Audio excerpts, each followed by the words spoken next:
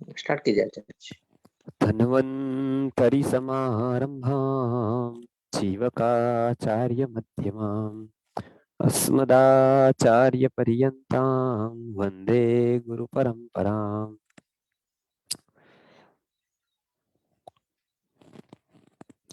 शरद ऋतु के परिचर्या की हम बात कर रहे थे। तो खास करके आयुर्वेद में यह पूरा विचार किया गया है कि ऋतु के अनुसार हमारे शरीर में रहने वाले वात पित्त और कफ का संतुलन बिगड़ता है, संतुलन अलग अलग हो जाता है या असंतुलन हो जाता है। तो उसके अनुसार क्या हम करें कौन सी ऋतु में, उसको एक बहुत महत्व की भूमिका में आयुर्वेद में रखा गया है। उसी को कहते हैं ऋतुचर्या। आप चाहो या न चाहो, काल यदि बदल रहा है तो काल से जुड़ा आपका शरीर भी बदल रहा है। आप कितनी भी कोशिश करो, काल के प्रभाव से नहीं कोई मुक्त हो पाया है, नहीं कोई हो पाता है। जैसे गर्मी में आम आते हैं, कितनी भी मेहनत के बाद वो ठंड में नहीं ही आते हैं। उसी तरह से कोई चीजें ठंड में आती है वो गर्मी में नहीं आती है। जैसे प्रकृति का एक सर्कल साइकिल चलती है सर। तो अभी वर्षा के बाद शरद ऋतु आती है, वो सितंबर में शुरू हो जाएगी। लगभग भारतवर्ष में 15 सितंबर से वो शुरू हो जाएगी और 1.5 से 2 महीना वो रहेगी, लगभग 2 महीना वो रहेगी। उसमें उसके 3 भाग होंगे। प्रथम भाग जो तीव्र ताप होगा उसमें, उसके बाद थोड़ा ठंड और फिर थोड़ा ताप आधा आधा होगा और फिर बाद में धीरे धीरे ठंड शुरू हो जाएगी। तो उसमें क्या क्या हमको करना है कि हम रोगों से बच सके।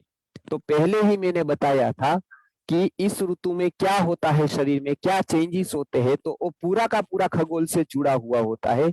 इस ऋतु में सूर्य है, बादल बहुत साफ हो जाते हैं, बारिश प्रायः धीरे धीरे चली जाती है। सूर्य बहुत तपने लगता है, सीधे किरण होते हैं और इससे हमारा पित्त प्रकोपित होता है। जो को वातावरण, जैसे अच्छा वातावरण मिले हमको और अच्छे वातावरण में रहे तो हमारे अंदर की अच्छाई बाहर आती है। वातावरण का एक प्रभाव होता है हमारे अंदर की अच्छाई, और बुरे वातावरण में रहे बुरे प्रभाव होती है। तब तक विपरीत वातावरण में वो अंदर रहता है। तो अभी बारिश थी और बहुत ही ठंडा वातावरण था, बहुत ही बादल थे। तो अंदर की जो गर्मी थी, अंदर का जो पित्त था वो संचित होता जाता था, वो बाहर नहीं निकल पाता था। तो वर्षा में संचित हुआ हुआ पित्त वो जैसे ही शरद ऋतु आई उसको अनुकूल आई तो वो बाहर निकल जाता है। तो शरद ऋतु में हमारे जो अभी संचित हुआ पित्त है, जो वर्षा ऋतु में संचित होता है, जो संचित होता है वो अगली ऋतु में उसका प्रकोप होता है और उसके बाद उसका प्रशम होता है, शांत होता है। तो पहला है कि वो उसको उसका संचय होना अर्थात जमा होना, शरीर में वो जमा होता है। और उसके बाद वो प्रकोप होता है जब उसके अनुसार हम आहार विहार नहीं करते हैं तो, और उसके अनुसार हम आहार विहार करते हैं तो धीरे धीरे निकल जाता है, एकदम पित्त बाहर नहीं आ सकता है। तो इसके लिए हमको क्या क्या आहार विहार करने हैं वो मैं बताता हूँ। खास करके गरम सभी पदार्थ छोड़ दे, क्योंकि पित्त बढ़ाने वाले सभी पदार्थ होते हैं। तो गरम पदार्थ का इस ऋतु में सेवन नहीं करना है। गरम औषधियों का भी सेवन बहुत नहीं करना है। आपको सर्दी हो, खांसी हो, ऐसा हो तो गरम वस्तु ले सकते हैं, लेकिन बहुत गरम चीजों का सेवन नहीं करना है। फिर धूप में घूमना नहीं है। धूप में घूमना भी पड़े तो 11 से 5 बजे तक नहीं जाना है बाहर, या 12 से 5 बजे तक, 12 से 4 बजे तक निकलना नहीं है, क्योंकि उस समय मध्याह्न का ताप होता है, वो सबसे नुकसानदायक होता है। उसे सीधे हमारे ऊपर किरणें आती है तो नुकसान करती है। जाना भी पड़े तो कुछ ओढ़ कर, माथे पर कुछ रखकर उसको जाना है। तो ये आप खास याद रखें शरद ऋतु की परिचर्या में। उसके बाद आयुर्वेद में बताए हैं 3 दोष, कफ पित्त वात। तीनों को समन करने के लिए एक एक क्रिया बताई है। इसके लिए हमारे यहाँ बताया है वमनम कफनाशाय वातनाशाय मर्दनम, वमनम कफनाशाय वातनाशाय मर्दनम, लंघनम ज्वरनाशाय पित्तनाशाय विरेचनम। अर्थ क्या है मैं बताता चाहता हूं। वमनम कफनाशाय, यदि कफ का प्रकोप हो तो वो जैसा वमन से निकलता है, उल्टी से निकल जाता है, वोमिटिंग से निकलता है, वो एक भी तरह से दूसरी तरह से नहीं निकलता है। इसके लिए आयुर्वेद में मदन फल वगैरह खिलाकर वमन नाम का एक कर्म पंचकर्म में किया जाता है। ये वमन मतलब उल्टी करना, वमन मतलब उल्टी करना, समझ गए आप। कभी आपको जहर भी चढ़ा हो तो वो जितना जल्दी उल्टी से निकलता है, मतलब वोमिटिंग से निकलता है, वो उतना दूसरे एक भी रास्ते से नहीं निकल पाता है। इसके लिए हमारे यहाँ ये बहुत सारी परंपराएं थी। उसमें जैसे हम मदन फल को बांधते थे हाथ पे जब शादी होती थी, क्यों? क्योंकि किसी को ईर्ष्या हो और कोई जहर दे दे तो तुरंत उसको मदन फल खिलाने से उसको वोमिटिंग हो जाएगी। आज भी विधि में वो मदन फल का उपयोग होता है, लेकिन वो क्यों है वो किसी को भी पता नहीं होता है। वो एक वो रूढ़ी है तो सब करते हैं, लेकिन क्यों करते हैं? तो आयुर्वेद में हर एक के पीछे एक कारण है, एक तर्क है। तो इस ऋतु में मूंगफली नहीं खानी है। मूंगफली आएगी लेकिन वो कच्ची होगी, इसके लिए पक्व होने देना है। वो आगे दीपावली के बाद आप सेवन कर सकते हैं, तब तक मूंगफली नहीं खानी है। हमको लगता है मूंगफली तो बहुत बड़ा प्रोटीन का स्रोत है तो अभी खा लेंगे हम, लेकिन अभी खाएंगे तो पित्त प्रकोपित होगा। इसके लिए मूंगफली नहीं खानी है। छाछ इस ऋतु में नहीं पीनी है। दही भी इस ऋतु में नहीं खाना है। और बहुत सारी चीजें ऐसी है जो पित्त का प्रकोप करती है, वो इस ऋतु में नहीं लेनी है। धूप में घूमना, बहुत सारा काम करना, गर्म पानी का सेवन नहाने में नहीं करना है। गर्म पानी से इस ऋतु में नहाना नहीं है, नहीं तो भी पित्त प्रकोपित हो सकता है। पित्त प्रकोपित होता है तो क्या लक्षण होते हैं वो भी बताया है। क्या लक्षण होते हैं? चक्कर आना होता है। आंखों के प्रॉब्लम इसलिए होते हैं क्योंकि आंखों में आलोचक नाम का पित्त होता है, और उसको यदि पित्त प्रकोपित हो गया तो सबसे ज्यादा रोग आंखों के इस ऋतु में होते हैं। आंख का लाल हो जाना, पानी निकलना, कंजक्टिवाइटिस होना, ये सारे, आंख का दुखना, ये सारे रोग इस ऋतु में हो सकते हैं, होते हैं। तो ये एक पित्त। सिर का दर्द इस ऋतु में बहुत देखने को मिलता है। सिर घूमने लगता है, बहुत ही दर्द होने लगता है, जलन होने लगती है। तो इसके लिए इस ऋतु का आहार विहार आपको अवश्य जान लेना चाहिए, जैसे कि ये रोगों से आप बच सके। दूसरा, खास करके एक बुखार इस ऋतु में आता है। पित्त प्रकोपित होता है तो खास करके बुखार की सीजन आती है। और जहां जहां पर भी अभी ही कोरोना बढ़ा है, वहां वहां पर वातावरण या तो वसंत जैसा होता है या शरद जैसा होता है। कोई भी महामारी में ये दो ऋतु का वातावरण बहुत ही मायने रखता है। आपने देखा कि पहले जब कोरोना यहाँ फैल गया तब यहाँ की वसंत ऋतु थी, और वसंत ऋतु के बाद कफ प्रकोपित होता गया तो एंड आते आते सब हॉस्पिटलें भर गई, क्योंकि कफ प्रकोपित हुआ था और उसके कारण हमने देखा उसका रूप।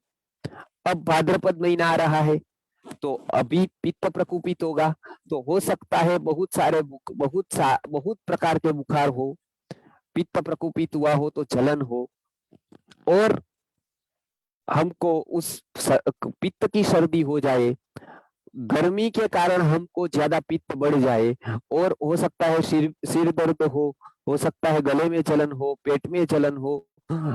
खास करके पित्त से जो कोई दूषित होता है तो सप्त धातु में से रक्त धातु सबसे दूषित होती है। एक एक से कौन सा दूषित होता है वो भी आयुर्वेद में बताया है। तो सबसे ज्यादा दूषित होता है रक्त। इसके लिए ब्लड के रिलेटेड, स्किन के रिलेटेड, आयुर्वेद में जब ब्लड विकृत होता है तो स्किन के रिलेटेड सभी प्रॉब्लम्स होता है। तो स्किन के रोग सबसे ज्यादा इस ऋतु में आपको देखने को मिलेंगे। खुजली आना, जो भी स्किन रोग आपके हैं वो इस ऋतु में बढ़ सकते हैं। मानो स्किन के रोग पहले से ही है, खुजली आ रही है तो इस ऋतु में बढ़ सकती है। आपका कोई भी प्रकार का स्किन का रोग हो तो वो ये ऋतु में बढ़ सकता है। उसके लिए आयुर्वेद में पंचकर्म में एक बहुत अच्छी ट्रीटमेंट बताई है, उसका नाम है रक्त मोक्षण। रक्तमोक्षण से अशुद्ध लोही को, खून को निकाला जाता है। पंचकर्म में अभी यदि शरद ऋतु में कोई क्रिया की जाती है तो है रक्तमोक्षण, रक्त को निकालने की क्रिया। वो दो प्रकार से होती है, एक तो जलोका से भी होती है, आप वीडियो है यूट्यूब में वो देख लीजिएगा, हमारा मेहुल भाई आचार्य वो चैनल है, और संस्कृति गुरुकुलम .com में वेबसाइट है, संस्कृति गुरुकुलम .com वेबसाइट पर ये सारे वीडियो है, उसमें आप देख सकते हैं जलोका की चिकित्सा हमने वहां पर रखी है। हम गुरुकुल पे जलोका की चिकित्सा करवाते हैं हर शरद ऋतु में। शरद ऋतु में जब जब शिविर होती है हमारे यहाँ, तब तब वो जलोका का एक दूषित रक्त कैसे खींच लेता है, और ऋषि मुनियों ने कैसे जान लिया कि इतने सारे जंतुओं में से लगभग लगभग आज के साइंस के हिसाब से देखें तो 2 लाख प्रकार के जीव जंतुओं में से जो हमारे कांटेक्ट में है, और नहीं दिखने वाले सब यदि मिला दिए जाए तो 84 लाख होते हैं, सब प्रकार की जीव योनि मिले। लेकिन यदि हम देखें कि 50,000 से 1 लाख तक जो हमारे संपर्क में आते हैं, इतने छोटे छोटे बड़े बड़े कीट पक्षी, उसमें से इनको कैसे पता चल गया कि एक के पास हमारे अशुद्ध खून को ले लेने की शक्ति है। बड़े से बड़ा स्किन स्पेशलिस्ट ये जलोका है। तो ये हमारा दूषित खून को ले लेता है, और वो दूषित खून को बाद में हम जब हल्दी डालते हैं तो वो जैसे ही उसने हल्दी खाई तो वो वोमिटिंग कर देता है, तो मरता नहीं है। मतलब हमारा खून पी लेता है, जो खराब खून है, दूषित खून है, दूषित ही ज्यादातर वो पीता है। जब तक दूषित मिलता है तो दूषित ही पीता है वो, और वो निकाल देता है। उसका वो आहार नहीं है, वो उसकी सेवा है। जैसे किसी का होता है ना, एक बिजनेस होता है और एक सेवा होती है, ये इसका आहार नहीं है। कोई कोई रक्तजीवी होता है जिसका खून ही आहार होता है, लेकिन जलोका का खून आहार नहीं है। वो जीता है किसके ऊपर पता है आपको? वो जलचर है, अर्थात जल में रहने वाले जो छोटे छोटे बैक्टीरिया या कोई भी जीव है उसके ऊपर वो जीता है, या के ऊपर वो जीता है। तो खास करके ये एक याद रखिए आप कि ये जिसको जलोका का उपयोग करना है तो दूषित खून वो तुरंत ही चूस लेता है। उसकी एक विधि है, आप यूट्यूब पर जलोका के बारे में देख सकते हैं। हमारा एक पूरा शिविर का वीडियो है, और शिविर के वीडियो में हमने जलोका का उपयोग करके ये दिखाया है कि कैसे वो अशुद्ध खून को चूस लेता है। उसके बाद हम यदि उसको हल्दी डाल दे तो किस तरह से वो अशुद्ध खून को वोमिटिंग कर देता है हल्दी को लेकर। तो बहुत ही उसको जानने जैसा है, और ये आयुर्वेद के सामने नतमस्तक हो जाता है कि इतने सारे जंतुओं में से एक भी पत्थी इसका उपयोग नहीं कर पाई ये जीव का। ये जीव की जो खासियत थी, ये जीव की जो विशेषता थी, ये जीव में जो कैरेक्टरिस्टिक्स थी कुछ, उसका उपयोग कोई पत्थी नहीं कर पाई। ये केवल आयुर्वेद ने उसको जान लिया, पहली बार ऋषि ने उसका स्वभाव जान लिया कि इसके पास ये अशुद्ध खून को खींचने की शक्ति है। तो ये एक बहुत ही अच्छा कार्य होता है रक्त मोक्षण का। अलग अलग पद्धति से रक्त मोक्षण होता है, तो ये रक्त मोक्षण भी करा सकते यदि कोई स्किन का डिसीज है तो। मिर्ची है, इमली है, तेल है, किसी भी प्रकार की खटाई है, ये इस ऋतु में बंद कर देनी है। तेल का भी उपयोग इस ऋतु में कम से कम करना है। घी का उपयोग और दूध का उपयोग इस ऋतु में ज्यादा करना है। सबसे ज्यादा श्रेष्ठ घी भाद्रपद का ही घी होता है, हमारे यहाँ भी गया है, बनता है। तो वो भाद्रपद महीने का ही घी सबसे श्रेष्ठ होता है, क्योंकि वो मॉइस्चर वातावरण में से चला जाता है, और घी को मॉइस्चर का ही भय होता है, तो वो चला जाता है, आकाश स्वच्छ हो जाता है। तो वो भी अगस्त्य उदय के बाद, पहले के काल पे ऐसा था औषधि बनानी है तो अगस्ती का उदय होता है आकाश में, अब आजकल तो पता ही नहीं होता है लोगों को, लेकिन वो भाद्रपद कृष्ण त्रयोदशी के बाद होता है, और उसके बाद घी बनाने की प्रोसेस शुरू होती है। तो एक एक के पीछे कौन सी वस्तु कब बनाई जाती है तो सर्वश्रेष्ठ बनेगी। अचार कभी भी अभी बनाए तो बिगड़ सकता है, लेकिन गर्मी में बनाए तो बिगड़ेगा। तो इसके लिए अभी ये शरद ऋतु में खास ध्यान रखें। सर्दी आपको हुई है तो वो पहले देख ले कि वो गर्मी के कारण भी सर्दी होती है, अभी का आने वाला बुखार पित्त प्रकोप से आता है। इसके लिए जो पिछले बार की कोरोना की ट्रीटमेंट थी उससे थोड़ी अलग ये कोरोना की ट्रीटमेंट होगी। अभी मानो किसी को कोरोना हो जाए, किसी को बुखार हो जाए, तो थोड़ी अलग होगी, वो ध्यान में रखना पड़ेगा। एलोपैथी में तो कभी भी बुखार आए पैरासीटामोल चलती है, कभी भी कुछ आए तो एक ही दवाई होती है जो 12 महीने बुखार आए उसमें चलती है। आयुर्वेद में ऋतु के हिसाब से उसका अलग अलग हो जाता है। दूसरी बात है क्या, वमनम कफनाशाय, वमनम कफनाशाय वातनाशाय मर्दनम। यदि वात का शमन करना है तो मर्दन जैसी एक भी क्रिया नहीं है। कफ के लिए वमन बताया है, वात के लिए मसाज बताया है, अभ्यंग बताया है मतलब मसाज करना बताया है, और पित्तनाशाय विरेचन और शयन, ये दो पित्त का नाश करते हैं। इसमें विरेचन बताया है कि विरेचन अर्थात क्या, तो विरेचन अर्थात कोई भी प्रकार की औषधि लेकर पेट को साफ करना, पेट के साथ साफ करने के साथ साथ ऐसी औषधि ली जाती है जो हमारे पित्त का भी विरेचन कर देती है, उसको मल मार्ग से निकाल देती है। जैसे कफ रहता है वो लंग्स में से सीधा सीधा ओरली निकलता है मुंह से, उसी तरह से गुदा मार्ग से सीधा पित्त का विरेचन हो जाता है। तो ये विरेचन के लिए हरड़ सबसे श्रेष्ठ औषधि है। आयुर्वेद में बहुत औषधियों के दोष और गुण दोनों बताए हैं, लेकिन हरितकी को, हरड़ को बहुत ऊंची औषधियों में स्थान मिला है। आयुर्वेद में हरड़ के बारे में ऐसा बताया गया है कि हरितकी पथ्या नाम, जितने भी मनुष्य जीवन के उपकार करने वाले हैं उसमें से बहुत ही अग्रगण्य स्थान पर हरितकी को रखा गया है। इसके लिए माता से भी किसी को ज्यादा स्थान दिया हो आयुर्वेद ने तो हरितकी को हरड़ को दिया है। यस्य नास्ति गृहे माता तस्य माता हरित। हरितकी का बहुत मतलब हरड़ का इस ऋतु में सेवन बहुत ही लाभप्रद होगा, क्योंकि हरितकी से विरेचन होता है। हरड़ का पाउडर, इसके लिए हम सेवाकीय रूप में हरड़ के पाउडर का हम इस बार प्रचार करते हैं, केवल 10-20 रुपए में ही उसका एक पैकेट सबको पहुंचाते हैं। और इस ऋतु में हरड़ का सेवन आप पूरा का पूरा करेंगे, मतलब पूरी शरद ऋतु हरड़ का सेवन करेंगे। रात को 1 चम्मच ले लिया या सुबह 1 चम्मच ले लिया पानी के साथ, तो बहुत ही लाभदायक होगा। या हनी के साथ ले सकते हैं, गर्म पानी के साथ ले थोड़ा ठंडा या थोड़ा गुनगुना पानी के साथ ले सकते, तो उससे विरेचन होगा और पेट की सफाई हो जाएगी।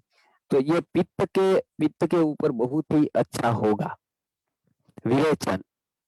तो ये विरेचन जो होता है वो पित्त का नाश करता है, और लंघन होता है वो बुखार का नाश करता है। कभी आपको बुखार आ जाए तो सबसे उपवास करना है, कुछ भी नहीं खाना, ये सबसे पहली चिकित्सा है आयुर्वेद की। कि बुखार आ जाए तो पहला ही खाना बंद कर देना है, क्योंकि जठराग्नि बंद हो गई है। तो उसके लिए सबसे पहले खाना बंद कर देना है। जठराग्नि प्रदीप्त करने के उपाय करने हैं। उबालकर ठंडा किया हुआ पानी, उसमें से 6 औषधियां होती है जो षडंग कहते हैं, वो हमारे जल शुद्धि गुण में भी है, तो उसको डालकर पानी पिएंगे तो पानी जन्य रोग इस ऋतु में नहीं होंगे। ज्यादातर पानी से होने वाले रोग भी इस ऋतु में हो सकते हैं, तो इसके लिए उससे बचना जरूरी होता है। और इस ऋतु में थोड़े काम का लोड कम करे। कोई कोई ऋतु होती है उसमें ज्यादा काम कर सकते हैं, इस ऋतु में कम काम करे, क्योंकि क्रोध होगा, टेंशन होगा, स्ट्रेस होगा, तो मन हमारा क्रोधित होगा या फिर अपसेट होगा तो पित्त शरीर का बढ़ जाएगा, और पित्त बढ़ने से बहुत सारे रोग हमको हो जाएंगे।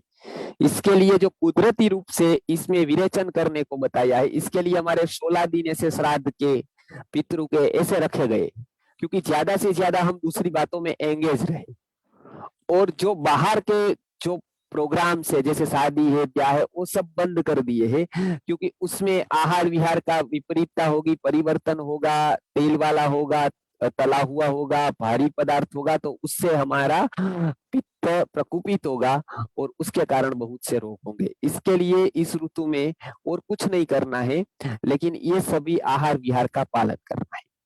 खास करके 2 सेवनीय चीजें इस ऋतु में है, एक तो दूध खाना है और दूसरा घी खाना है। दूध के साथ घी आप रात को लेंगे, मतलब 1 गिलास दूध में 1 चम्मच घी को बराबर फेंट कर उसको पीने से विरेचन होता है, पेट साफ होता है। वो बहुत ही अच्छी दवाई है विरेचन करने के लिए, तो इसका भी आप सेवन कर सकते हैं। गर्म चीजें कोई नहीं खानी है, उसी तरह से नमकीन कोई भी प्रकार की नहीं खानी है इस ऋतु में।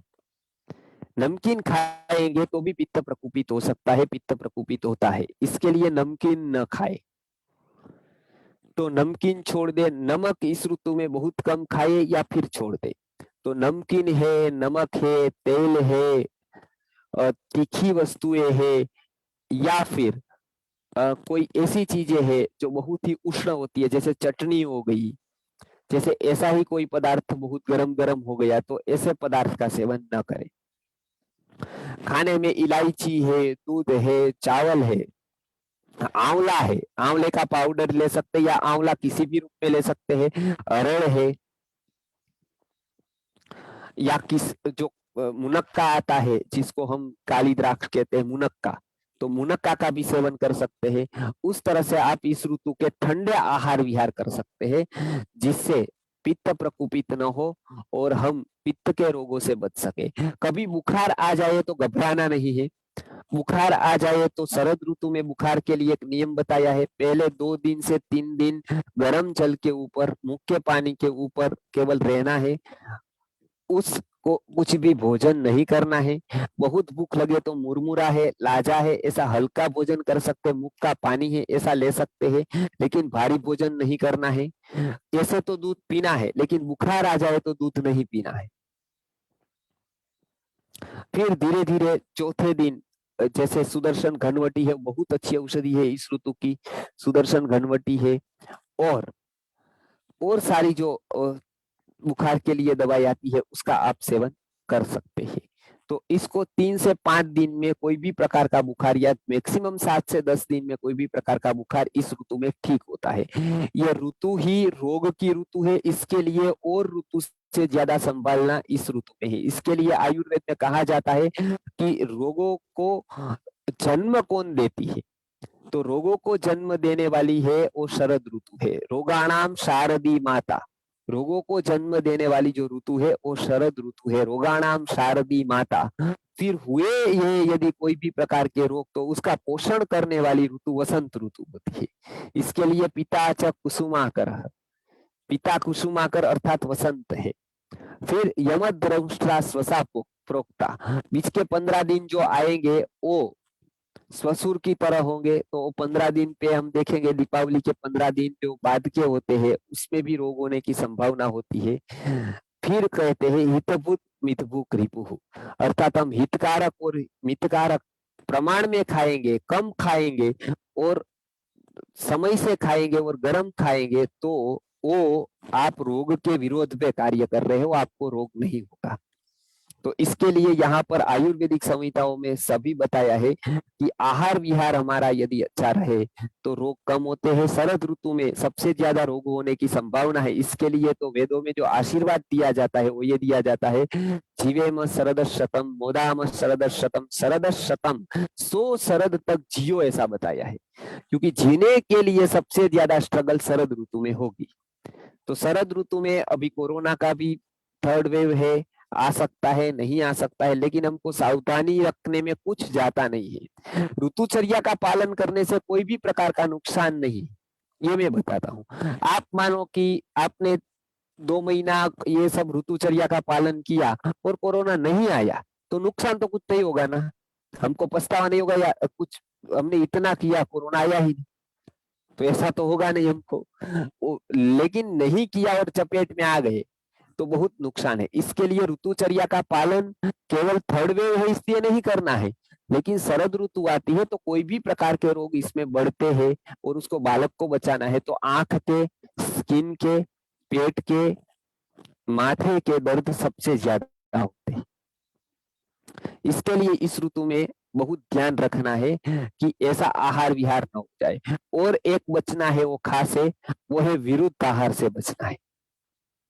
क्या है विरुद्ध आहार, उसका हम पूरा का पूरा अगले बार देखने वाले हैं कि विरुद्ध आहार क्या होता है। बहुत सारी बातें विरुद्ध आहार के ऊपर है। अगला सेशन शुक्रवार का हमारा विरुद्ध आहार के ऊपर, और इसी तरह से हम एक एक सेशन एक आयुर्वेद के टॉपिक पर लेते जाएंगे, तो वो आसान रहेगा। या तो फिर मैं मंगलवार को भी ले सकता हूँ। तो विरुद्ध आहार का सेशन हम एक बार रखेंगे प्लानिंग करके। तो ये विरुद्ध आहार क्या है वो समझेंगे। तो मात्र और मात्र आयुर्वेद ने ही ये बताया है, पहली बार आहार का निरीक्षण करके, संपूर्ण जगत के आहार का निरीक्षण करके बताया है कि कोई आहार और कोई आहार, दो आहार है, दोनों अच्छे हैं, लेकिन दोनों एक दूसरे यदि शरीर में एक साथ गए तो उसका यदि पचन एक साथ हुआ तो बहुत सारी विकृतियां निर्माण होती है। तो यह विरुद्ध आहार का कंसेप्ट पहली और अंतिम बार आयुर्वेद ने दिया है। पहली बार भी आयुर्वेद ने दिया और उसके बाद कोई भी पति ने नहीं बताया। तो इस ऋतु में तो खास विरुद्ध आहार का सेवन न करें, उसका आप ध्यान रखें। विरुद्ध आहार आप अगली बार जान लीजिएगा कि क्या होता है विरुद्ध आहार। तो इसको ध्यान में रखते हुए शरद ऋतु की परिचर्या इतनी बताई है। खास करके आयुर्वेद में बताया गया है कि इस ऋतु में मध्यम भोजन करना है, अति भरपेट भोजन नहीं करना है, मध्यम भोजन करना है और आहार और विहार अपने ठीक रखने हैं। शरद पूर्णिमा जब आएगी तब शरद पूर्णिमा में चांदनी में घूमना, चांदनी का सेवन करना, चांदनी में पोहा खाना या पित्त शामक क्रियाएं इसी ऋतु में होती है, क्योंकि रात्रि में चांदनी जो होती है रात की वो पित्त शामक होती है, परम पित्त शामक उसको बताई गई है। इसके लिए चांद के त्योहार इस ऋतु में, शरद ऋतु में ही रखे गए हैं। तो ये बहुत महत्वपूर्ण है कि आयुर्वेद की परिचर्या को हम जान ले, उसको देख ले और हम सेवन कर सके। खास करके शक्ति टिकाने के लिए इस ऋतु में आम्लकी रसायनम टेबलेट का सेवन करें, क्योंकि ये जो काल है वो शक्ति क्षय का काल होता है। सूरज पूरा तपता है तो हमारे शरीर में से पूरा रस निकल महसूस होती है, सुस्ती लगती है। तो इसके लिए आयुर्वेद में एक औषधि बताई है, वो है आम्लकी रसायनम। आम्लकी रसायनम का आप सेवन नियमित रूप से इस ऋतु में तो कम से कम करते हैं, कर सकते हैं जी। तो ये इतना मुझे कहना था। आगे जाकर कोई भी प्रकार की बीमारी यदि फैलती है तो आयुर्वेद में मैंने पहले ही सेशन में बता दिया था कि कोई भी प्रकार की बीमारी जब फैली हो तो उसमें कुछ कुछ बातें जो आयुर्वेद ने बताई है वो आप स्मरण रखें। उसमें महामारी कोई भी प्रकार की फैले, घबराए नहीं, आयुर्वेद के शरण में हुए सिद्धांतों को ध्यान में रखते हुए यदि चिकित्सा करेंगे तो बहुत ही लाभ आपको होगा। इसके लिए कोई भी प्रकार की बीमारी आ जाए तो घबराए नहीं, आयुर्वेद के पास उसका समाधान है। और ऐसे बहुत रिजल्ट हमने पिछली बार भी कोरोना में लिए थे और इस बार भी जो शरद ऋतु आती है तो उसमें उसके परिणाम मिल सकते हैं। आपके बेटे बेटी जो भी छोटे बच्चे हैं उसको हो जाए तो घबराने की कोई जरूरत नहीं है, धीरे धीरे उसके आहार के ऊपर ध्यान दीजिए। तो पूरा का पूरा बच्चों का भी आहार आप लिख लीजिए कि शरद ऋतु में बच्चों को क्या क्या नहीं देना है। गर्म कोई भी चीज नहीं देनी है, फल अभी कोई नहीं देने हैं, फल में तेज तत्व ज्यादा होता है तो बहुत सारे फल पित्त का प्रकोप करते हैं, इसके लिए फल कम से कम दे अभी इस ऋतु में। दूध और घी उसको दे इस ऋतु में, छाछ और दही न दे, तेल उसको न दे इस ऋतु में। तेल मतलब तेल से तली हुई चीजें भी आ गई, वो भी इस ऋतु में न दे। इस ऋतु में बाहर न निकले, 12 से 5 बजे तक निकलना पड़े तो सर पर कुछ डालकर ही बाहर निकले। तो ये सब शरद ऋतु की परिचर्या का आप ध्यान रखें तो आसानी होगी। पहले 15 दिन बहुत ही तीव्र ताप होता है, उसके बाद धीरे धीरे कम होता जाता है। अगस्त्य उदय के बाद थोड़ा थोड़ा ताप कम होता जाता है और उसके बाद नवरात्रि शुरू होती है तो मिक्स वातावरण हो जाता है। उसके बाद दीपावली आती जाती है तो ठंड प्रायः उसके बाद शुरू हो जाती है। ये 3 पार्ट में शरद ऋतु होती है। तो इसके ऊपर किसी को कोई प्रश्न है? बहुत लोगों के प्रश्न है तो आप पूछ सकते हैं। बहुत लोगों ने प्रश्न कुछ कुछ पूछे थे तो आप इसको अभी मुझे पूछ सकते हैं।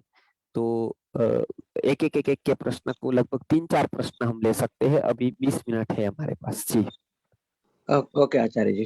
तो ये जी शर्मा जी, कोई प्रश्न है तो बताइए, इसी सेशन के संबंधित है तो बताइए आप जी। इस सेशन से संबंधित प्रश्न है किसी के तो बता सकते हैं जी। आप आचार्य जी हैंड रेज प्रणाम। करें तो आपको। आचार्य जी प्रणाम। रक्त मोक्षण बताया था, उसका एक लिंक मिनट। क्या क्या हेलो है उसको थोड़ा बता सकते हैं? दूसरा एक चीज हाँ है, ऋतु चार्ट जो है वो हेलो मुझे कौन सा महीने में कौन कौन सा ऋतु का बदली हेलो होता है थोड़ा अच्छा रहेगा।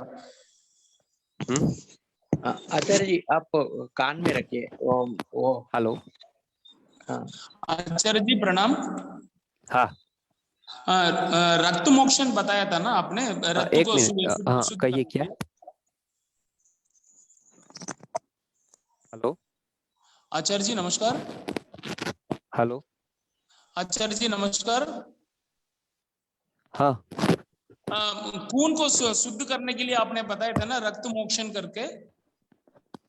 हाँ, थोड़ा जोर से बोलिए, आपकी तरफ से आवाज कम आ रही। हेलो। रक्त नहीं नहीं आचार्य मोक्षण जी। बताया था ना, ब्लड को शुद्ध करने के लिए, खून को शुद्ध रक्त करने के लिए। मोक्षण, हाँ जी। हाँ, वो उसको कौन से लिंक क्या क्या नहीं थोड़ा बता सकते हैं तो थोड़ा बताइएगा।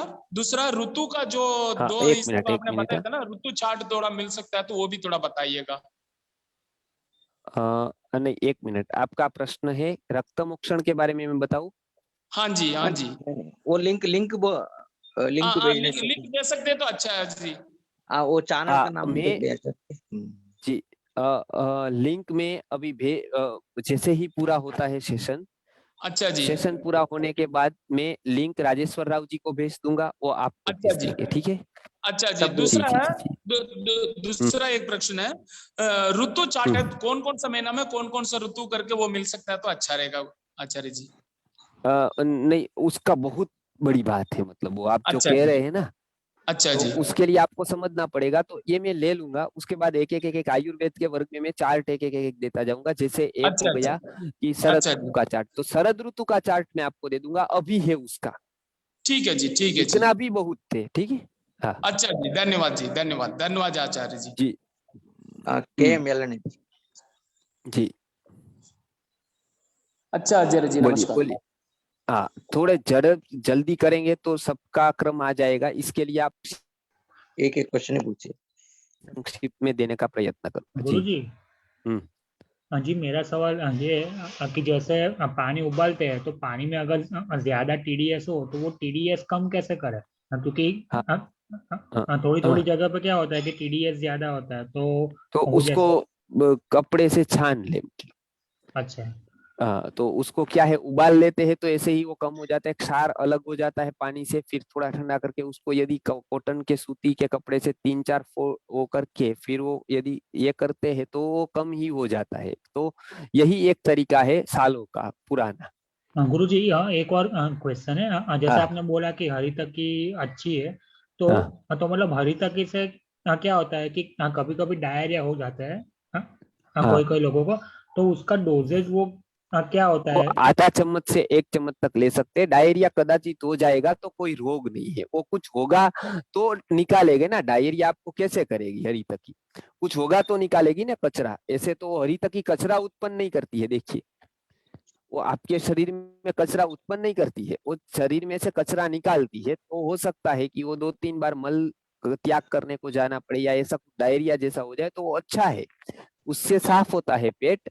और यदि कुछ कचरा होता है तो ही डायरिया होता है, नहीं तो डायरिया होता ही नहीं है कभी। इसके लिए कोई तकलीफ नहीं, उसको एक नाम अभया है, मतलब कोई भय नहीं है, समझ गए है ना जी। ओके आचार्य जी। नेक्स्ट ओके, देवांग जी। नेक्स्ट जी। प्रणाम गुरुजी। जी एक्चुअली शरद ऋतु में हमने देखा है कि कई बार सांस की तकलीफ ज्यादा बढ़ जाती है, सांस हाँ लेने में तकलीफ ज्यादा होती है, जी। इसके लिए कुछ बताएंगे?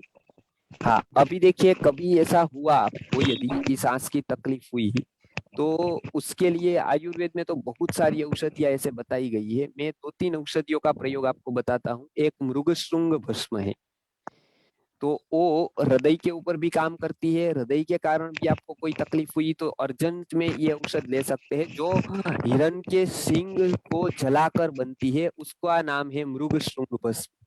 समझ गए, मृग का अर्थ होता है हिरण, और उसके जो सिंग होते हैं वो जो मर जाता है तब उसके सिंग अलग निकाल लिए जाते हैं और उसकी एक भस्म बनती है, उसका नाम है मृगशृंग भस्म। तो ये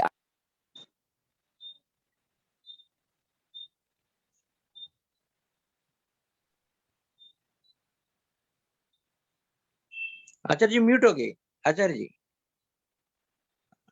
आचार्य जी म्यूट है। हेलो।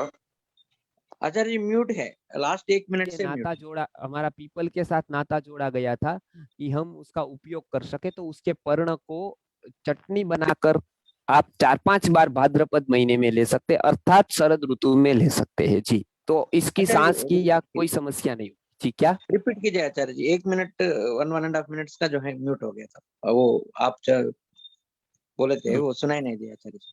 हाँ, तो ये वो कह रहा लास्ट हूँ कि जो पीपल है, पीपल, इसका आप सेवन कर सकते हैं। कभी सांस की तकलीफ हुई तो आप पीपल के पत्ते होते हैं ना, पीपल मतलब जो हम जानते हैं जिसको पीपल, जिसको एक बहुत महत्व है, ऑक्सीजन 24 आवर्स देता है वो तो है ही, लेकिन दूसरा भी उसका महत्व है कि वो रेस्पिरेटरी सिस्टम पर बहुत अच्छा कार्य करता है। हमने ऑक्सी सिरप भी बनाया था, वो पीपल को लेकर ही बनाया था। तो पीपल के पत्तों को आप कूट करके उसकी चटनी जैसा बना करके शरद ऋतु में 10 एक बार 5-7 बार सेवन कर सकते हैं। 2-3 दिन में एक बार आपने सेवन कर दिया तो वो होगा नहीं। और शरद पूर्णिमा पर इसका एक विशेष प्रयोग होता है।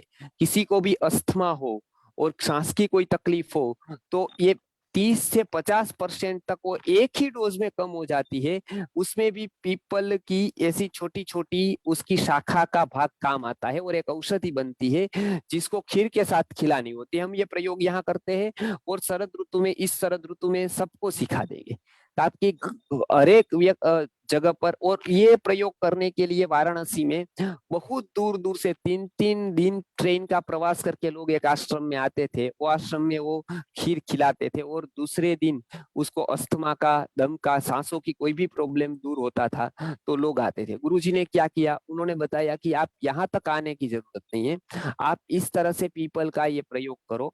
तो ये बहुत ही लाभ मिला और लोगों का समय बच गया और लोगों का जाना बच गया। तो इस बार हम पूर्णिमा को ही ये प्रयोग बताने वाले हैं। आप भी वो प्रयोग कर सकते हैं, खीर बनाकर उसके साथ पीपल की जो शाखा है उसको हम कहेंगे कैसे लेनी है, क्या करना है, लेकिन अभी इतना ही, पीपल के पत्ते का आप सेवन कर सकते हैं, सांसों की कोई भी प्रॉब्लम जी। आगे नेक्स्ट सन्नी। नेक्स्ट। हम्म। आचार्य जी प्रणाम। हाँ आचार्य जी, दो दो क्वेश्चन थे।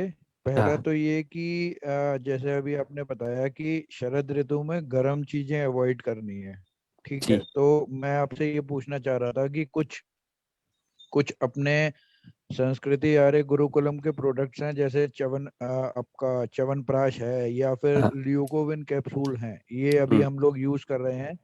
हम्म। तो क्या ये भी बंद कर देने नहीं नहीं, हैं या ये नहीं इन्हें बंद करना, कंटिन्यू कर ये सकते हैं? ये शुरू कर, ये शुरू रख सकते हैं। औषधों की बात नहीं है, जो ज्यादा उष्ण औषधि होती है उसकी बात है, वो अभी प्रायः नहीं होती है कोई भी ऐसी, वो कम कर देनी है। तो ये कोई नहीं जी। है, और जैसे इसमें ऐसा कुछ नहीं है जो आप बात कर रहे हैं उसमें जी। अच्छा, हाँ दूसरा ये आचार्य जी कि अभी सप्लीमेंट्स कौन कौन से बेस्ट होंगे अपने आश्रम के, जैसे अगर किसी को बुखार हाँ आ जाता है तो हाँ क्या मेगा कोल्ड अभी भी काम करेगी? हाँ, वो कम देना है उसका डोज, खास करके इस ऋतु में आपको देना है तो इम्यूनर्क दे सकते हैं। हमारा आश्रम का जो आता है, आप आश्रम का पूछ रहे हैं तो इम्यूनर्क दे सकते हैं। तो जी जी। इम्यूनर की कुछ औषधियां है, वो आप यदि उबाल कर करके, लेकिन वो बहुत ही वो होगा, तो इम्यूनर उसको दे सकते हैं। इस ऋतु में सबसे बेस्ट रिजल्ट है इम्यूनर का, आम्ल की रसायन का। और मेगा कोल्ड कम इस समय चलेगी, इफनी थोड़ी कम चलेगी, एक बार दे सकते हैं दिन में, या ज्यादा से ज्यादा 2 बार शरद ऋतु में। अभी नहीं, शरद ऋतु अभी चालू होगी रिसेंटली 8 दिन में। तो वो आप इसका सेवन करा सकते हैं, आम्ल की रसायन का सेवन करा सकते हैं और महासुदर्शन घनवटी का सेवन करा सकते हैं जी। श्रीनिवास जोशी जी। जी नमस्ते गुरु जी। जी। ये हम लोगों ने जो पितृ पक्ष में जो यूज करते हैं, ये केले का रॉ रॉ केला और केले का जो क्या बोलते हैं ट्रंक यूज करते हैं, तो वो किस कारण के यूज करते हैं, कुछ उसके बारे में केले बता का 1 मिनट, क्या बताया? केले का रॉ केला, रॉ केला, केला इन द सेंस केला पकेला नहीं है, कच्चा केला। और अब केले का देखिए, झाड़ जो होता है उसका ट्रंक जो होता है उसको कांड बोलते हैं, केले का कांड। हाँ वो मैं समझ गया। उसका क्या होता है कि उसका उसका उसका जो उपयोग होता है वो मुख्यतः से तो विरेचन के लिए होता है। मतलब वो पेट में से विरेचन, मैंने पहले बताया ना, विरेचन इस ऋतु में होता है। तो इस ऋतु में तो ऐसे तो कच्चा केला खाना नहीं है, आयुर्वेद में जो फल है वो कच्चे नहीं खाने हैं, जो फल इसमें बताए गए हैं। तो ये कच्चा केला तो खा नहीं सकते आप इस ऋतु में। पका केला अवश्य खा सकते हैं, यदि आपको नेचुरल मिल गया तो पका केला खा सकते हो, पित्त शमन करता है और दूसरा विरेचन का भी थोड़ा कार्य करता है जी। और माला वो जी। जो आप पूछ रहे हैं कांड का, वो केवल विरेचन के हेतु से उसका जो रस निकलता है, लेकिन वो तीव्र विरेचक है। मतलब वो साधारण अवस्था में आप सेवन करेंगे तो कोई तकलीफ नहीं, लेकिन ज्यादा सेवन किया तो विरेचन बहुत लगता है। जब जहर चढ़ जाता है ना, तब उसका सेवन कराते हैं कि उसको डालकर उससे जो निकलता है उसका पिलाते हैं। तो उसमें क्या होता है कि जब आपको मल निकलता है तो पता ही नहीं चलता है, इतना वो रेचक है। तो इसके लिए कच्चे केले का सेवन नहीं करना है, लेकिन पक्के का करना है जी। माला जी। माला नमस्कार जी। जी नमस्कार। नमस्कार जी। पिछले सेशन में आप बोले थे कि मेंस्ट्रुएशन साइकिल टाइम पे स्नान नहीं करना है महिला को। समझ गई वो। क्या वो लोग तो पिता ऑलरेडी हाई हो तो स्नान कर सकते हैं ना? पिता तो ऑलरेडी हाई है, ज्यादा है। मेंस्ट्रुएशन साइकिल पे और भी टेम्परेचर ज्यादा होगा ना, इसलिए स्नान कर सकते वो हैं दोनों क्या? पित्त नहीं। का अलग अलग वस्तु है, एक प्राकृतिक रूप है, एक वैकृतिक रूप है। एक जो होता है वो पित्त हाई होना, वो आपको शरीर से जो मेंस्ट्रुअल साइकिल है उसको ठीक करने के लिए या मेंसिस को निकालने के लिए वो शरीर को उष्णता चाहिए, वो उष्णता शरीर जनरेट करता है। तो उस समय की जो चर्या है वो अलग वस्तु होती है और ऋतुचर्या अलग होती है। तो इसके लिए उस समय स्नान नहीं करना है। स्नान करने से बहुत विकार होंगे, वो अंदर ही रह जाएगा, वो बाहर नहीं निकल पाएगा। और वो एक क्या ऐसा चाहिए। नेक्स्ट क्वेश्चन पूछ रहे थे। Next okay. गुरुजी प्रणाम।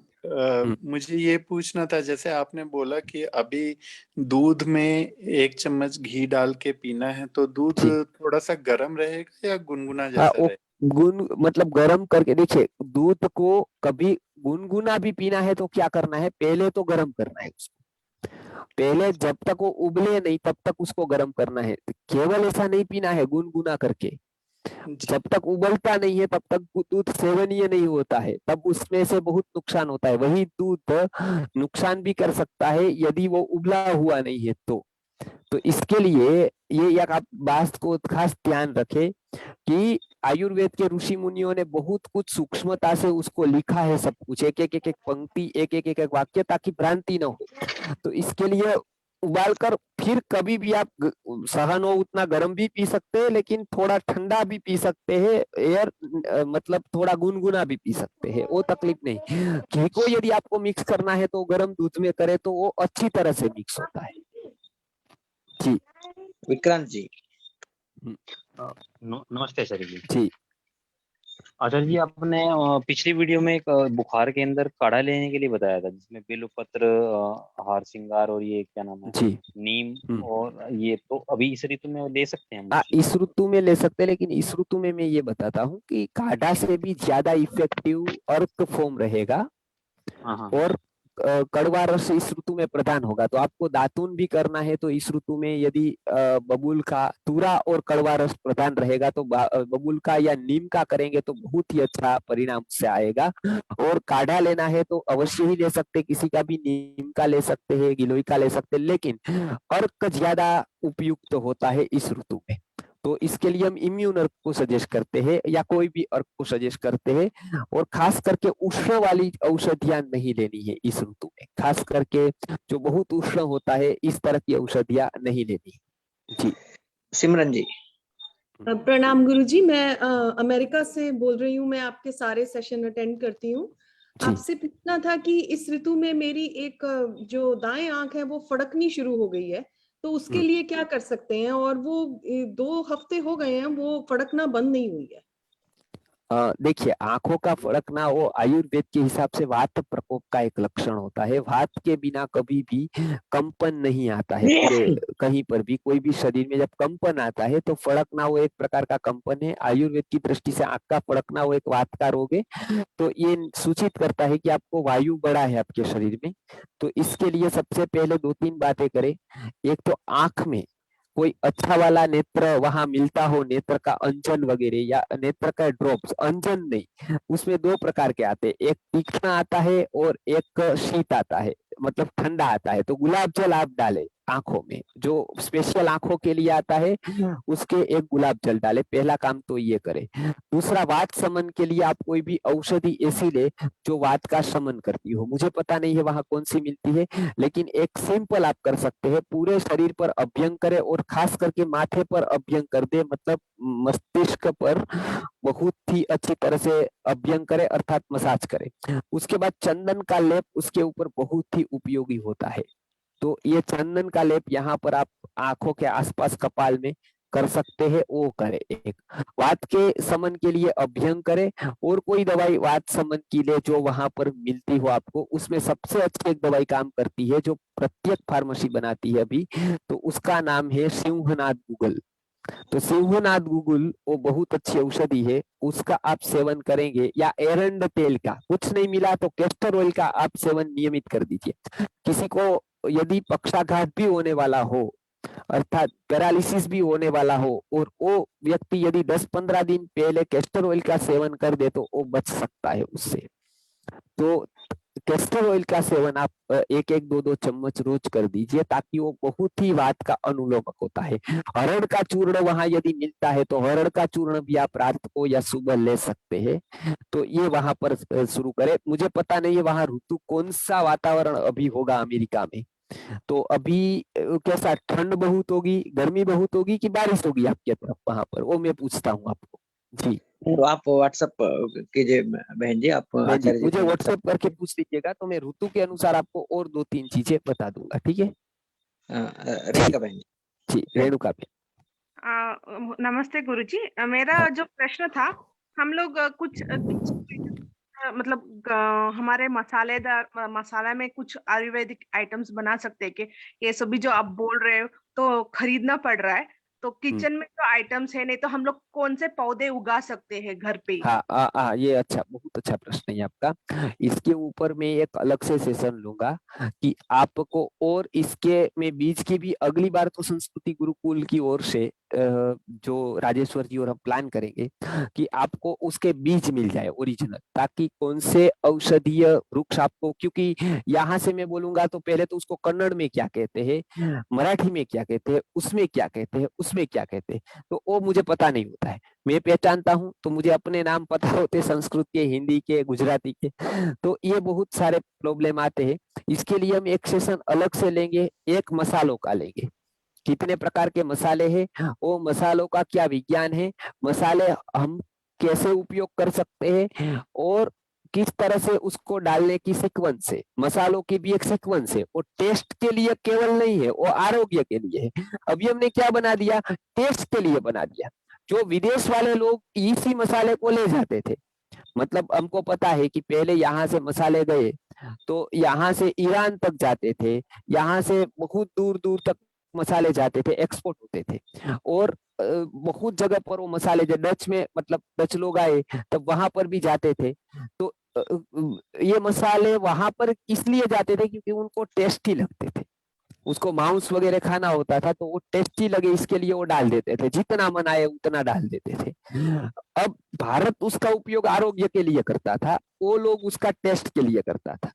अब उल्टा हो गया है, वो लोग टेस्ट के छोड़कर उसके लिए आरोग्य के बारे में जानने लगे हैं, उसके बारे में पढ़ने, और हम अभी टेस्ट के लिए उसका उपयोग करते। तो हम ये कहते हैं कि टेस्ट के लिए तो मसाले होते हैं, लेकिन आरोग्य का भी सीधा संबंध हमारे मसालों से है।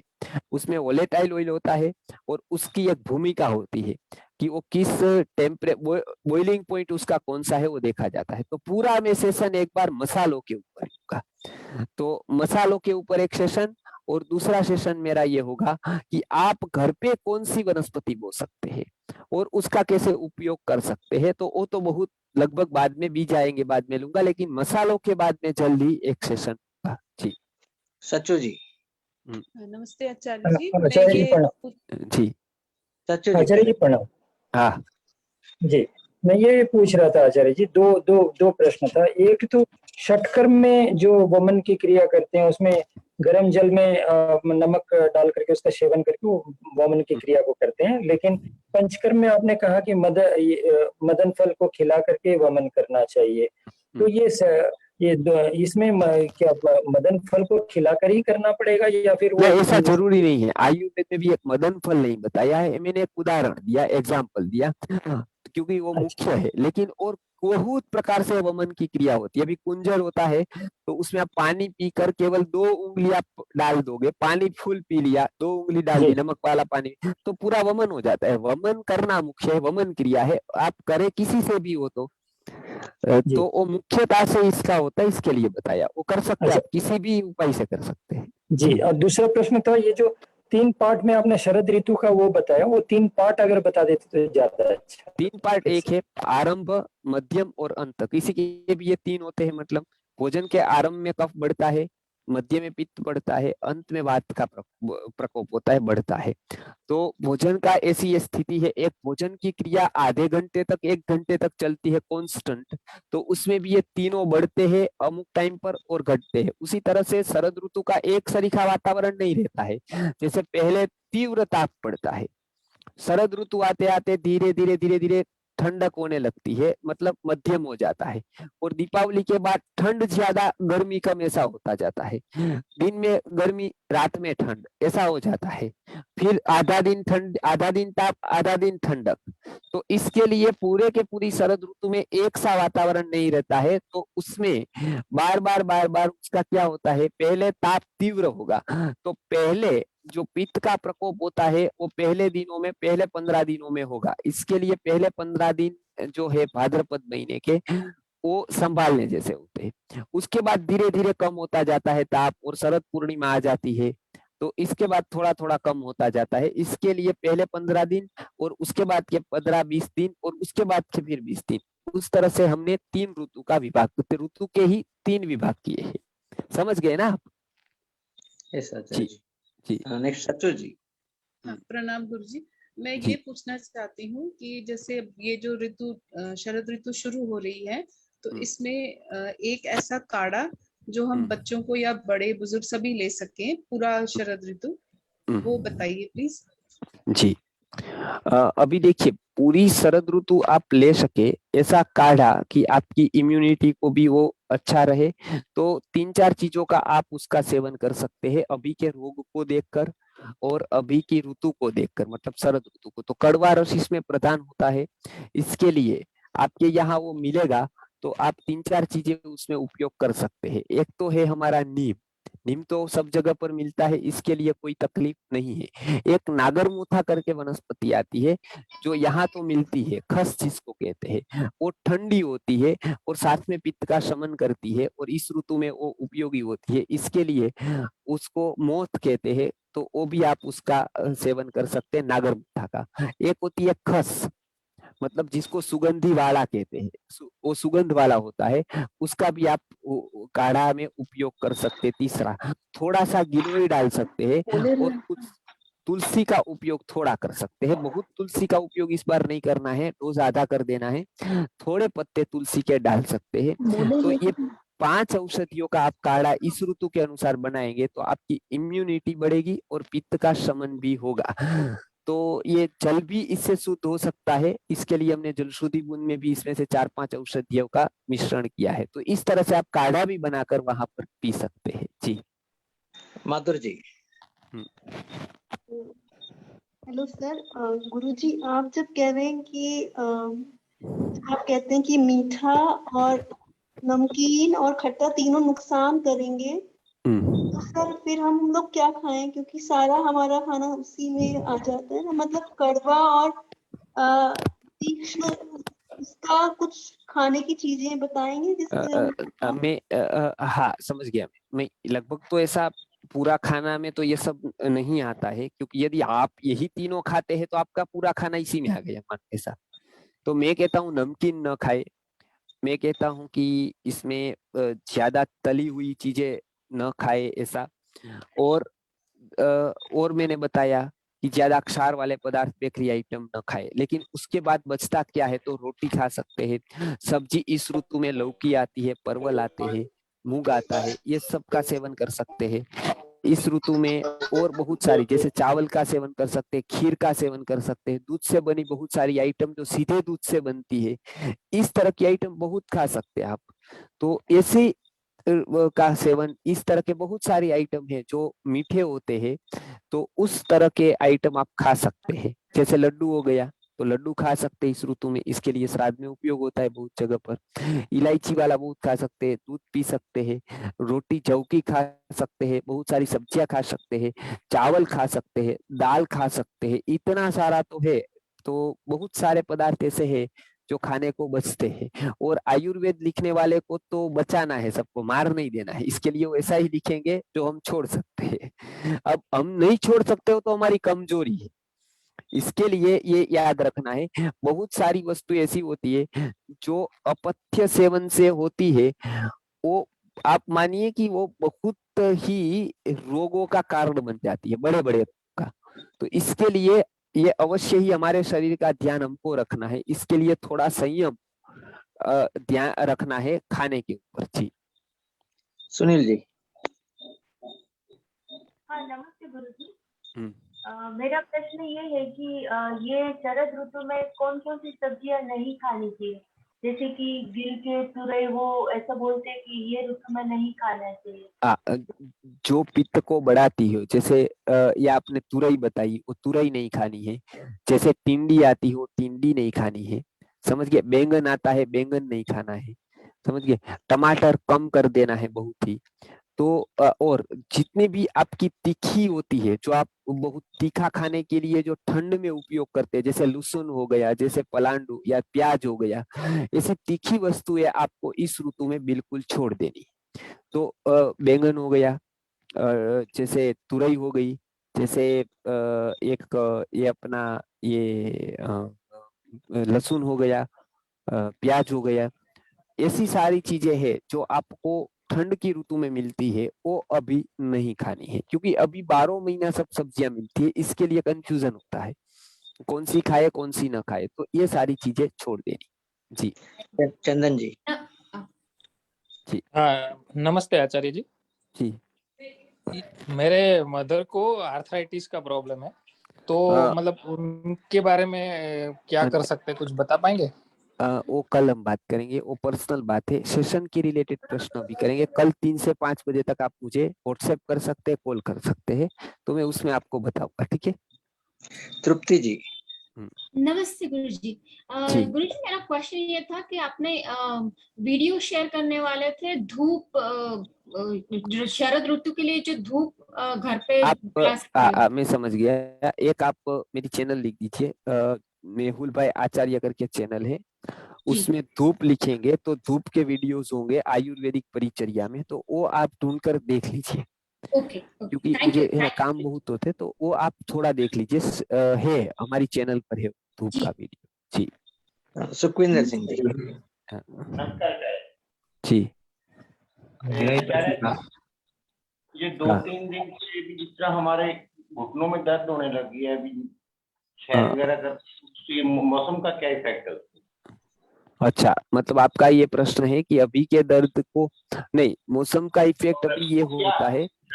गुड़िया मेरी बॉक्सिंग में है, अब वो स्टेट बॉक्सिंग में जाके आई है, तो नहीं उसके समझा भी नहीं। हाँ, वो समझ गया। अभी बारिश का मौसम है, बारिश का मौसम होने से वात का प्रकोप होता है, वो आपको पता है। तो वात बढ़ता है, तो वात बढ़ता है तो कोई भी प्रकार का दर्द इस समय हो सकता है। इसके लिए वो वायु के कारण हुआ है, तो वो वायु का सेवन, वायु को दूर करे ऐसे पदार्थों का सेवन चालू करे, ऐसी क्रियाओं करे। तो क्रियाएं कौन सी है? मसाज बहुत अच्छा है। दूसरा, जो वायु का नाश करते हैं, एरंड तेल है, उसको खाने का शुरू करे। ऐसी जो चीजें हैं उसका आप सेवन चालू कर देंगे तो वो अच्छा होगा। वो बहुत तकलीफ वाली बात नहीं है, वो दुखता है तो मिट जाता है, वो वायु के प्रकोप के कारण होता है। जी उसको बड़ी बीमारी नहीं है वो कोई। पेन होना ये बड़ी बीमारी नहीं है, वो केवल एक प्रकोप का लक्षण होता है, उसको दूर कर देंगे, वो एक लक्षण है, बाकी ये बीमारी नहीं है। जी राजश्री जी। प्रणाम आचार्य जी। जी क्या इस मौसम में ज्वार बाजरा खा सकते हैं? आप बाजरा नहीं खा सकते, ज्वार खा सकते हैं। अच्छा, और आपने जो बताया जैसे मूंगफली और दही हाँ मूंगफली और दही नहीं खाना चाहिए और दूध घी हाँ वगैरह खाना चाहिए, जी तो वो सब हर एक के लिए लागू होता है या मतलब हर प्रकृति के लोगों के लिए लागू होती है ये बात? प्रायः हर प्रकृति के लिए है, जिसको मतलब ये ऋतु ऐसी है कि यहाँ पर आप ऐसा करेंगे तो हर एक प्रकृति वाले को लाभ होगा। खाएगा तो नुकसान कोई प्रकृति वाले को कम होगा, किसी को ज्यादा होगा, लेकिन खाना नहीं है, ये ऋतु का ही नियम है, इसके लिए सब पर लागू है ये। जी नेक्स्ट रिजू जी। वंदना गुरुजी। गुरुजी मेरा क्वेश्चन है कि आपने जो हरण बताया वो कौन सी लेनी है, छोटी या बड़ी? और नंबर 2 क्वेश्चन, क्या इस ऋतु में हम गाय का मूत्र ले सकते हैं?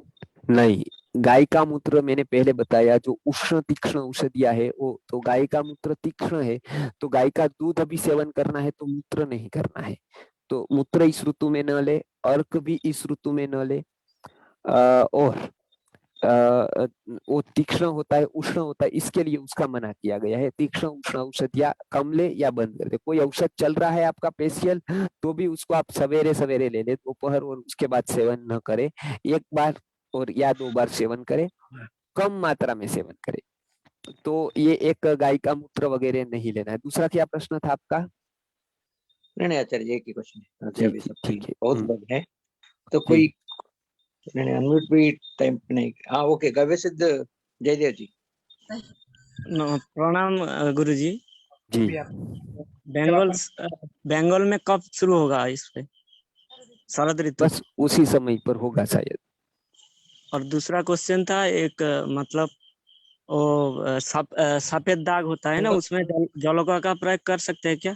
नहीं, सफेद दाग के लिए जलोका नहीं है। अच्छा जी। ल्यूकेडर्मा जिसको कहते हैं उसकी चिकित्सा अलग है, वो आप मुझे व्हाट्सएप पर पूछेगा, मैं पूरी समझाऊंगा पूरी चिकित्सा। और सफेद दाग में बहुत अच्छे रिजल्ट आते हैं, बस सफेद दाग की चिकित्सा में अपना बुद्धि लगाकर कुछ भी नहीं कर देना है। जो दूसरे स्किन के लिए करते हैं ऐसे काढ़े, ऐसे अर्क को नहीं दे देना है आंख मीच कर। लोग क्या करते हैं कि एक ही प्रकार का अर्क, जैसे मंजिष्ठा अर्क, तो सबको दे दिया, सफेद दाग वाले को भी दे दिया। समझ गए ना? तो आयुर्वेद में मैं एक चमड़ी के रोगों के बारे में सेशन लूंगा, तब तो पूरा का पूरा बताऊंगा कितने प्रकार के कुष्ठ है। तो इसके लिए आपको विशेष रूप से सफेद दाग का मामला है, यदि आपने ठीक चिकित्सा नहीं की वो बढ़ जाएगा बहुत ही, और फिर रोकने की किसी की ताकत नहीं है। इसके लिए आयुर्वेद के ऋषि मुनियों ने जो चिकित्सा की है वही आप प्रॉपर तरीके से करें। उसके लिए वो मैं कुछ लगाने को बताऊंगा वहां पर और कुछ सेवन करने को बताऊंगा। जी इंद्रजीत जी। गुरु जी प्रणाम। मैं जी पथरी हो गई बा, पथरी क्या कोई दवा है क्या? हाँ, वो मैंने पहले बताया, उसके लिए आप मुझे पर्सनल व्हाट्सएप करके पूछिएगा, मैं आपको उत्तर दूंगा। अभी का सेशन है वो सेशन के विषय के प्रश्नों के लिए है, तो वो आप कोई पूछ सकता है तो उनका लाभ होगा, वो आप मुझे व्हाट्सएप करिए पर्सनल। ठीक है दुबे जी। गुरुजी प्रणाम। इस ऋतु में क्या ड्राई फ्रूट्स भिगो के खा सकते हैं? नहीं, ड्राई फ्रूट्स गुरु होते हैं प्रायः ड्राई फ्रूट्स। तो एक द्राक्ष खा सकते हैं जो मुनक्का कहते हैं जिसको, और किशमिश कहते हैं, लेकिन उसके अलावा और सारे ड्राई फ्रूट्स भारी होने के कारण नहीं खा सकते हैं। ज्यादा से ज्यादा अंजीर का सेवन आप कर सकते हैं, खजूर का सेवन कर सकते हैं, बाकी के ड्राई फ्रूट्स न खाए। जी कौशिक जी। गुरु जी सादर प्रणाम जी। त्रिफला के बारे में जानकारी चाहिए। त्रिफला 1, 2, 3 के अनुपात में लेना चाहिए, सम में लेना चाहिए? दोनों पार्ट है आयुर्वेद में। तो आपका कौन सा रोग है, किस लिए आप त्रिफला का सेवन करते हैं, 1, 2, 3 पर भी ले सकते हैं आप, वो भी बहुत ही उत्तम है। और सम मात्रा में भी जो सेवन कर सकते हैं उसका, तो दोनों पार्ट है, दोनों की रीत है, तो दोनों में आप सेवन कर सकते हैं। अभी शरद ऋतु में ज्यादा 1, 2, 3 वाला चलेगा, इसके लिए अभी की बात कर रहे हैं तो 1, 2, 3 वाला जी। टेंशन हो रहे हैं। हाँ, तो अभी पूरा करते हैं, अगली बार हम मिलते हैं। ठीक है, थोड़ा रहने देते हैं ताकि फिर से लोग जुड़े। ओके, बहुत बहुत धन्यवाद। तो कल जो है हमारा आयुर्वेद सेशन है, उसमें आप सब लोग जुड़ जाइए और मैक्सिमम लोगों को फॉरवर्ड कीजिए, तो मिलके हम लोग स्वस्थ भारत बनाएंगे। तो बहुत बहुत धन्यवाद। Thank you Acharya ji, thank you Singupur Shiv Prasad ji, सब पार्टिसिपेंट्स को बहुत बहुत धन्यवाद। कल रात को 9 बजे हम लोग मिल रहे, टाइम पे जुड़िए। बहुत लोग 9:30 9:20 तो अपना जो है टाइम अलग अलग टाइम्स में जुड़ रहे हैं, तो थोड़ा सा डिसिप्लिन, हम लोग भी डिसिप्लिन रहेंगे, बच्चों को भी सिखाएंगे डिसिप्लिन में। तो हम लोग आचरण नहीं करने से प्रचार नहीं कर पाएंगे लोग बच्चों को। तो प्लीज आप टाइम पे जुड़िए। आचार्य जी का भी खुशी आनंद होगा, आचार्य जी का भी आप सब लोग जुड़ने से। बहुत बहुत धन्यवाद आचार्य जी, बहुत बहुत।